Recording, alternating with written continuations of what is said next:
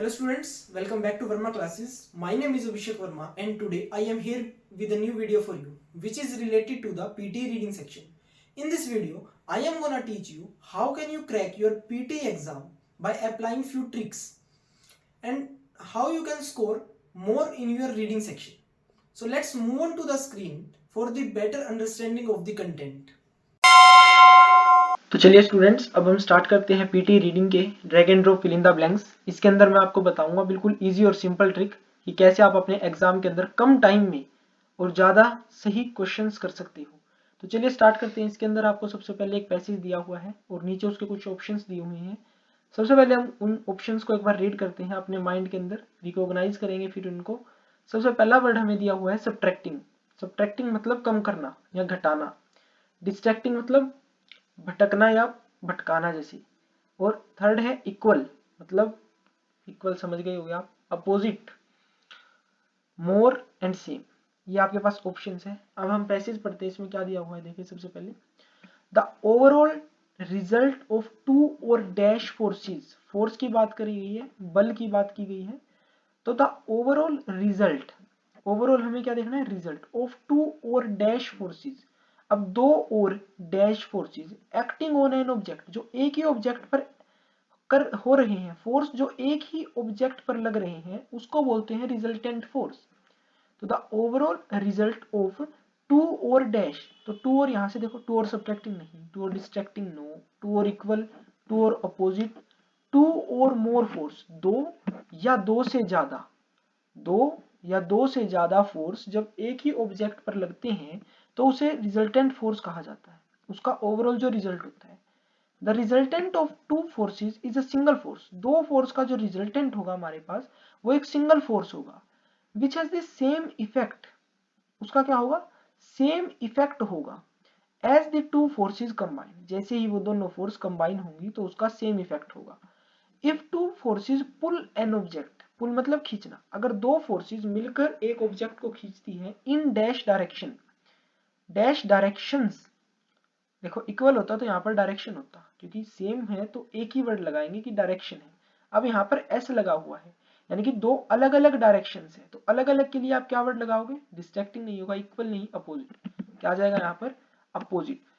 If two forces pull an object in opposite directions, तो the size of the resultant can be found by, तो उनका resultant कैसे निकाला जा सकता है, founded by dash one from the other. अब एड, देखो एडिंग हमारे पास कहीं नहीं है, तो dash one from the other, एक में से दूसरे को क्या करके हम निकाल सकते हैं, सब्ट्रैक्ट करके। तो found by subtracting one force from the other. Okay, if the two forces are dash they balance each other, अगर दोनों फोर्स डैश होंगे तो वो एक दूसरे को बैलेंस करेंगे। देखो बैलेंस में अब सेम, कुछ बच्चे सोचेंगे कि यहाँ पर सेम आएगा अगर दोनों फोर्स सेम होंगे, पर यहाँ पर सेम नहीं आ सकता। सेम इसीलिए नहीं आ सकता क्योंकि वो बैलेंस नहीं होगा। अगर वो दोनों फोर्स इक्वल होंगे तो वो एक दूसरे को बैलेंस करेंगे, सेम हो गए तो वो फोर्स ही सिंगल हो गया। ठीक है, यहाँ से अब हम सबमिट करेंगे। ये देखो हमारे चार ऑप्शंस ठीक है। ऐसे आप पीटी रीडिंग को करेंगे तो आपका एक भी गलत नहीं होगा। थोड़ी सी अपनी लैंग्वेज के अंदर कन्वर्ट करके करें जिसमें आपको बेटर अंडरस्टैंडिंग हो इस चीज की। सेकंड पे आते हैं। सेकंड क्लाइमेट से रिलेटेड है हमारे पास। यहाँ पर नीचे वर्ड है, पहले इन वर्ड्स को पढ़ते हैं। यूज, एंड, ड्राई, ड्राई मतलब सूखा, which, describe, are and is. Okay, climate is the word, climate एक ऐसा वर्ड है, we dash for weather over a long period of time. Climate एक ऐसा वर्ड है जिसे हम डैश करते हैं। हम क्या करेंगे, देखो नीचे ऑप्शंस में से हम क्या करेंगे, वी यूज करेंगे, हम यूज करेंगे, वी यूज फॉर वेदर, हम वेदर के लिए यूज करेंगे over a long period of time. The desert has a dash climate, अब डेजर्ट्स के लिए कौन सा लगा हुआ है, desert has a dash climate, desert has a, देखो इसमें से कोई भी नहीं लगेगा, सिंपल सा बिल्कुल आंसर है। The desert has a dry, dry मतलब सूखा, शुष्क, वहां पर क्लाइमेट कैसा होता है, शुष्क होता है बिल्कुल। Because there is very little rain, क्योंकि वहां पर बहुत ही कम बारिश होती है। The UK has a temperature, temperate climate, the UK has a temperate climate, dash means, देखो अब यहाँ पर इज मीन्स लगेगा, बिल्कुल भी नहीं लगेगा। Are means, describe means, which means, जिसका ये मतलब है यूके के पास एक टेम्परेट क्लाइमेट है जिसका मतलब ये है कि winters are overall mild dash summers, winters are overall mild, winters के लिए लगा रखा है माइल्ड डैश समर्स, और उसके बाद क्या आ जाएगा and summers, winters and summers. तो वहां पर दो चीजों की बात है, एक विंटर्स की और एक समर्स की, तो हमने यहाँ पर एंड लगा दिया। That's it. इसको सबमिट करते हैं। ये देखिए बिल्कुल सही हमारे चार ऑप्शंस। नेक्स्ट पर आते हैं। अब देखते हैं आगे। अब यहाँ पर वाटर की बात है। इसके लिए पहले हम नीचे रीड करते हैं। देखो विदाउट के बिना, फाइन मतलब ठीक, फिट ओके, डीप गहरा, विद विदिन और कैन ओके। अब हम यहाँ रीड करते हैं। देखो एवरीबडी नीड्स फ्रेश वाटर, हर किसी को फ्रेश वाटर की जरूरत है। Dash water people animal and plants can not leave, तो डैश वाटर बिल्कुल आसान है, तो बिल्कुल कैन नॉट लीव यहाँ पर दिया है, तो हम किसके बिना नहीं जी सकते, पानी के बिना। तो यहाँ पर क्या आ जाएगा विदाउट वाटर, कि पानी के बिना प्लांट्स पीपल एनिमल कोई भी जिंदा नहीं रह सकता। Although a few plants and animals can make do with salt water, all humans need a constant supply of fresh water to stay dash and healthy। Healthy यहाँ पर वर्ड दिया हुआ है, तो हेल्दी के लिए क्या लगाओगे आप, to stay fit and healthy, fit and healthy। Of the total supply of water on the earth, only about 3% of it is fresh। कि टोटल सप्लाई जितनी भी है अर्थ के ऊपर पानी की, उसमें से सिर्फ 3% ऐसी है जो फ्रेश है।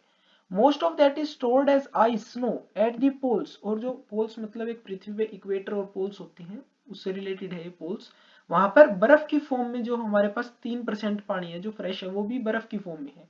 और is so dash under the surface of earth, under the surface की बात यहाँ पर की गई है, अर्थ के नीचे की बात यहाँ पर की गई है। तो अर्थ के नीचे के लिए कौन सा वर्ड लगाओगे, फाइन, डीप, विद इन और कैन। तो बिल्कुल इजी सा है ये, क्या आ जाएगा यहाँ पर deep. Is so deep under the surface of the earth, या तो वो बर्फ की फॉर्म में है और या बहुत ही धरती के बहुत ज्यादा नीचे है। That we can not get to it, कि हम वहां तक पहुंच ही नहीं सकते। Despite so much of the water being out of reach, कि इसके बावजूद भी, जैसे हमारे पास बहुत सारा पानी है जो हमारी रीच के बाहर है, हम वहां तक नहीं पहुंच सकते, we still have a million cubic miles of it that we dash use, that we dash use, that we with use, with in use, fine use या कैन यूज। तो जिसे हमारे पास अभी भी मिलियन क्यूबिक माइल्स ऐसा है पानी जिसको हम क्या कर सकते हैं, वी कैन यूज, जिसे हम यूज कर सकते हैं। तो ऐसे ओके, इसको सबमिट करते हैं। देखिए ये भी चार ऑप्शंस हमारे ठीक है। तो बिल्कुल सिंपल है ये, ज्यादा हार्ड नहीं है। All you need is the practice and right strategy to crack it okay. इसके अंदर सिर्फ आपको क्या करना है कि थोड़ा सा आपको हिंदी के अंदर या जो भी आपकी मदर टंग है, लोकल लैंग्वेज है, उसके अंदर थोड़ा सा कन्वर्ट करो, जिससे आपकी गैसिंग पावर भी बढ़ जाएगी और आप अच्छे से अंडरस्टैंड भी कर सकोगे कि पैसेज में चल क्या रहा है। नेक्स्ट पे आते हैं। देखो क्या है, in geologic terms a plate is a large rigid slab of solid rock. Geological terms के अंदर एक प्लेट होती है एक बहुत बड़ी, और रिजिड स्लैब होती है एक तरह से सॉलिड रॉक की, पत्थर की एक पर्वत की स्लैब होती है। The word tectonics comes from the Greek dash, Greek dash to build, Greek language से ये वर्ड आया है टेक्टोनिक्स, जिसका मतलब है टू बिल्ड। अब लैंग्वेज के लिए देखो क्या लगाए हम यहाँ से, रिलेटिव मतलब जो संबंध रखता है, फाउंडेशन किसी भी चीज को फाउंड करना या कोई भी फाउंडेशन होना किसी की, स्टेट्स मतलब कथन जो हमारे पास डिस्क्राइब्ड फॉर्म में होता है स्टेट्स, रेफर्स फ्रेगमेंटेड, फ्रेगमेंटेड होता है बटा हुआ या टूटा हुआ, फ्रेगमेंट होना यानी कि अलग अलग पार्ट्स होना, आर्ग्यू और रूट। तो यहाँ पर ग्रीक डैश यानी कि ग्रीक लैंग्वेज की बिल्कुल एक डीप से हमारे पास ये टेक्टोनिक्स वर्ड आया है, तो इसके लिए हम क्या लगाएंगे ग्रीक रूट, कि वो भाषा मतलब जड़ क्या है इस वर्ड की, जो ये वर्ड आया है इसकी जड़ है ग्रीक भाषा में, तो from the Greek root to build. Putting these two words together, अगर हम इन दोनों वर्ड को एक साथ रखते हैं, we get the term plate tectonics which dash to how the earth surface is built of plates, which dash to जो हमें दिखाती है, यानी कि which dash to how the earth surface is built of plate, की पृथ्वी का जो सतह है जो सरफेस है वो कैसे प्लेट्स से बना हुआ है। The theory of plate tectonics dash that the earth's outermost layer is dash into dozen smaller plates, the theory of plate tectonics. अब थ्योरी के अंदर हमारे पास क्या आएगा, the theory of plate tectonics, theory हमारे पास क्या करेगी, स्टेट्स करेगी, थ्योरी बताएगी, डिस्क्राइब्ड फॉर्म में है वो कि लिखी हुई है, स्टेट्स जब जहां भी आएगा वहां पर कुछ ना कुछ लिखा हुआ होगा हमारे पास। Theory of plate tectonics states that Earth's outermost layer is dash into a dozen or larger. is dash इसके साथ या तो अगर देखो इसके साथ डायरेक्ट वर्ब आ रही है, फ्रेगमेंट एक वर्ड है, इसके साथ फ्रेगमेंट अगर वर्ड आ रही है तो दो ही चीजें हो सकती हैं, या तो इसके साथ आईएनजी आएगा अगर डायरेक्ट वर्ब आ रही है तो, इसके साथ या तो आईएनजी आएगा या फिर वर्ब की थर्ड फॉर्म आएगी। ओके तो यहाँ पर हमारे पास ये क्या होगी, थर्ड फॉर्म होगी, ये ग्रामेटिकल रूल हो गया। into a dozen or larger or small plates that are moving dash to one another, that are moving relative to one another, एक दूसरे की तरफ वो मूव कर रही है। एक हमारे पास रह गया which dash to, अब देखो which argue to, which foundation to या which refers to, जो रेफर करेगी to how the earth surface is built of plates। इसको भी सबमिट करते हैं। ये देखिए हमारे पास फिर से चार ऑप्शन हमारे, ठीक है 5 जितने भी है ये, तो मेन क्या है इतने ही करेंगे। तो देखिए स्टूडेंट्स अभी मैंने आपको करके दिखाए हैं 4 to 5 आपके क्वेश्चन जो drag and drop filling the blank से रिलेटेड थे।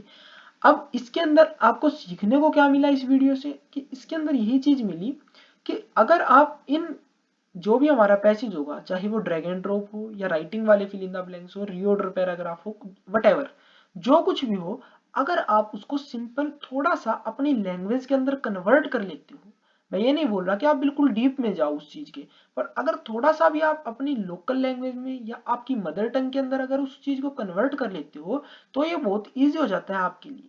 और वट यू नीड, आपको थोड़ा बहुत ये जो नीचे ऑप्शंस होते हैं इनके मतलब भी पता होने चाहिए, थोड़ा बहुत, ज्यादा नहीं। अगर किसी वर्ड का नहीं आ रहा आपको तो आप गैस कर सकते हो, ठीक है, गैसिंग पावर आपकी बढ़ेगी कैसे, प्रैक्टिस से।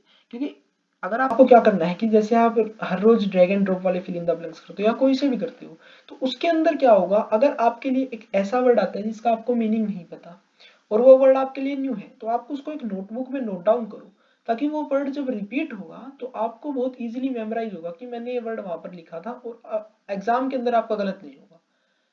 सो